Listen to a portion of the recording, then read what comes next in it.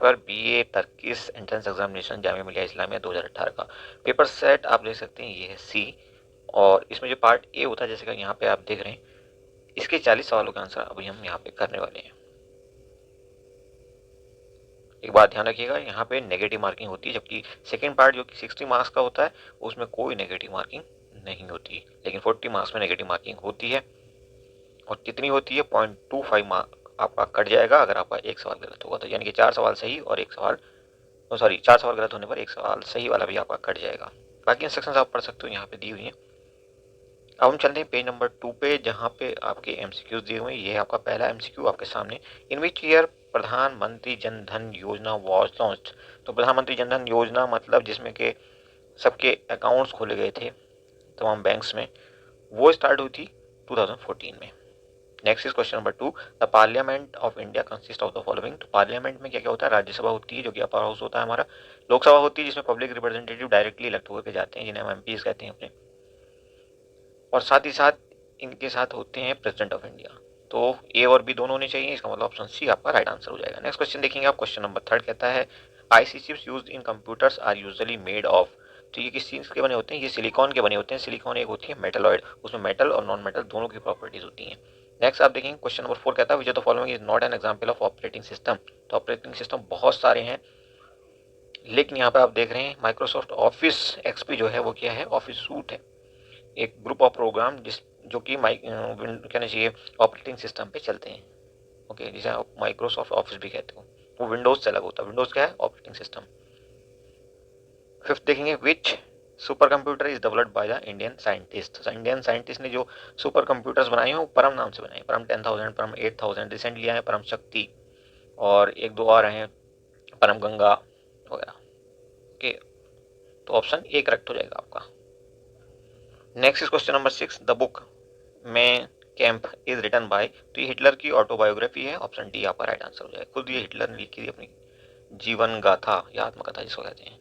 Next is question number 7, longest dam in India is. तो longest आपका है हीराकुंड जो कि महानदी पे बना हुआ है उड़ीसा के अंदर। अगर सबसे ऊंचा पूछा जाता तो वो होता आपका टिहरी डैम जो कि उत्तराखंड में। Next is question number 8, which monument was not build by Shahjahan. Shahjahan ने इनमें से कौन सा मॉन्यूमेंट नहीं बनवाया? तो आपको पता है ताजमहल शाहजहां ने बनवाया अपनी बीवी की याद में, रेड फोर्ट उसने बनवाया, फतेहपुर सीकरी उसने बनवाई, लेकिन सॉरी फतेहपुर सीकरी उसने नहीं बनवाई, जामा मस्जिद उसने जरूर बनवाई है। तो फतेहपुर सीकरी जो बनवाई थी वो बनवाई थी अकबर ने, और अपनी गुजरात विजय की याद में, गुजरात फतेह उन्होंने की थी उसकी याद में फतेहपुर सीकरी नाम का शहर अकबर ने खुद बसाया था। वहाँ पे बुलंद दरवाजा बनवाया था और बहुत सारी इमारतें वहाँ पे हैं।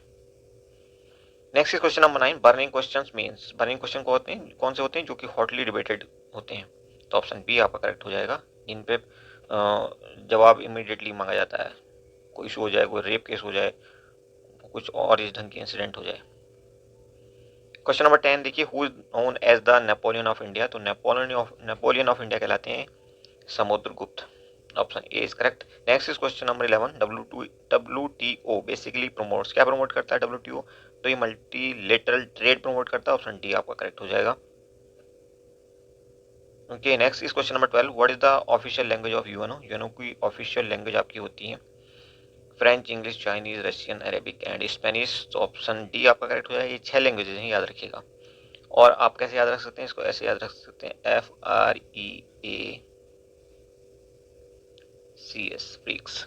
जैसे आप ब्रिक्स को याद रखते हो वैसे ही फ्रिक्स को याद रख सकते हो। Next is question number 13, which is the hardest substance in human body.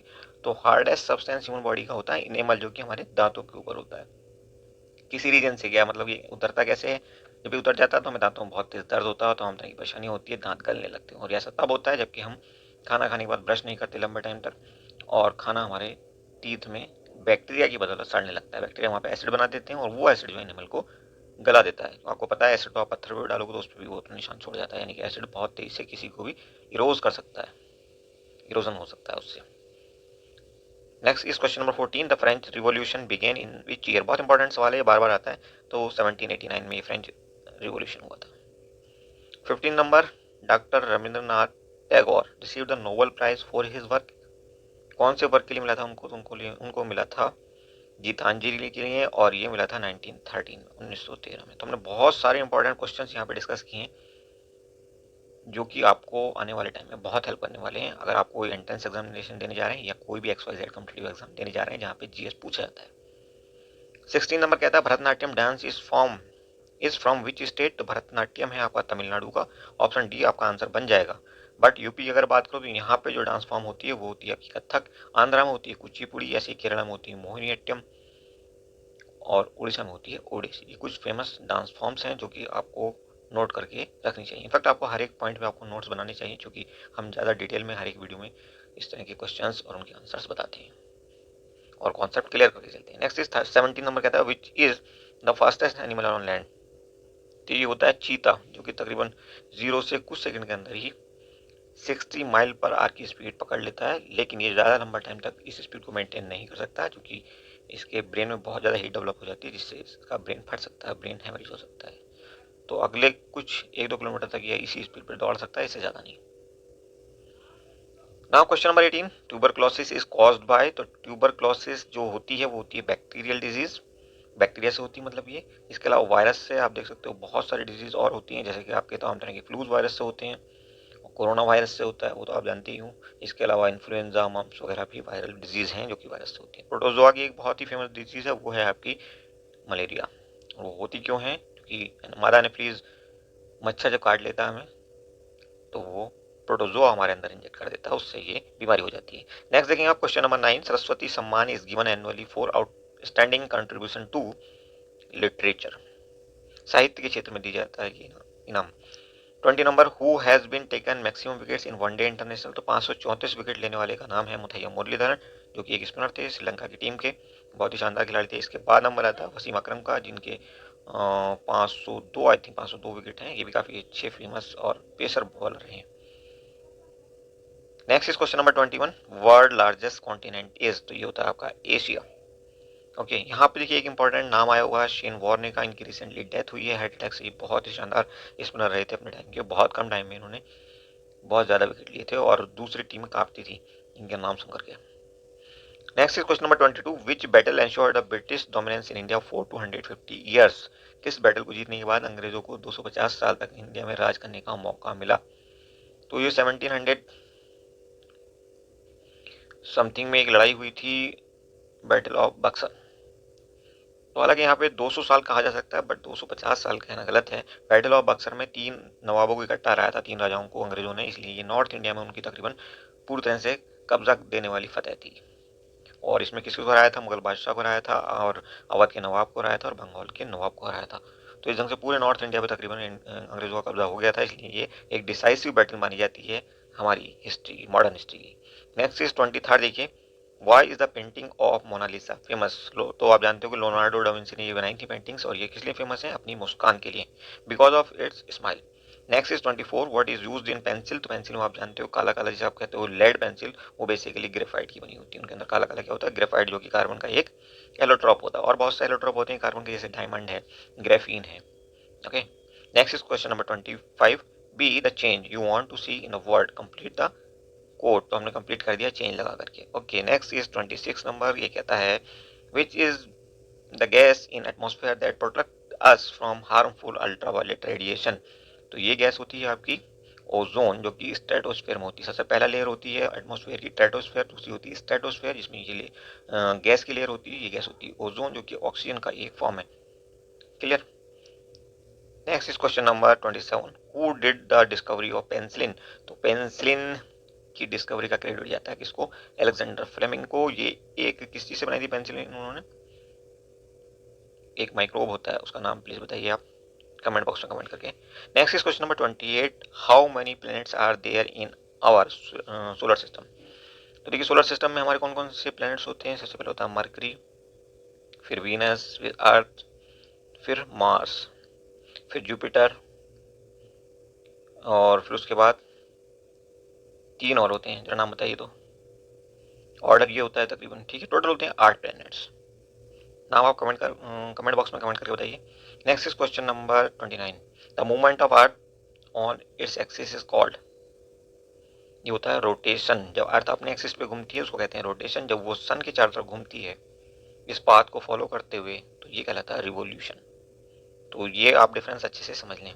Next is 30 नंबर, कहता है in which ocean Mariana Trench is located.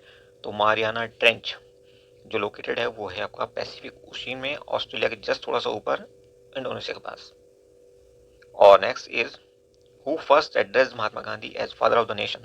तो फादर ऑफ द नेशन कहने वाले कोई और नहीं थे बल्कि महात्मा गांधी के कहने से एक ढंग से क्रिटिक भी थे वो, लेकिन इतना प्यार करते थे कि उन्होंने उनको बापू और फादर ऑफ द नेशन कह करके बुलाया था, और ये थे सुभाष चंद्र बोस।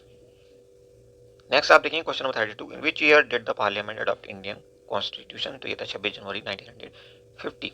हालांकि उससे पहले कॉन्स्टिट्यूशन के बहुत सारे जो आर्टिकल थे वो इम्प्लीमेंट हो चुके थे, बट कंप्लीटली हमने 26 जनवरी को ही इसको अडॉप्ट किया।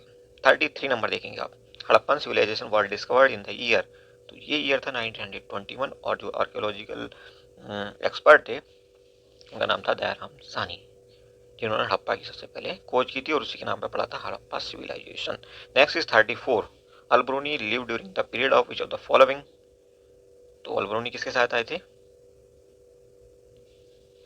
मोहम्मद गौरी के साथ। तो ऑप्शन बी आपका यहाँ करेक्ट हो जाएगा। Next question number 35, which was the birth place of Guru Nanak. Guru Nanak का बर्थ प्लेस था तलवंडी, जिसे आप ननकाना साहब भी कहते हैं, और ये जो है पाकिस्तान में लाहौर के पास एक दूसरा डिस्ट्रिक्ट है, उसमें एक छोटा सा गांव था। नेक्स्ट आप देखेंगे 36, which governor general is associated with doctrine of lapse. तो डॉक्ट्राइन ऑफ लैब्स से रिलेटेड थे लॉर्ड डलहौजी। हड़प नीति कहलाती है डलहौजी की। और इस 35 नंबर सवाल में आप एक चीज़ और नोट करेंगे, जो उनका बर्थ ईयर था वो था 1469, और महात्मा गांधी का कितना था 1869। तो ऐसे कोरिलेट करके आप इन्हें लंबे टाइम तक याद रख सकते हैं, कंफ्यूजन से बच सकते हैं। Next is 37 number, the control centre of the body is. तो ये होता है आपका ब्रेन।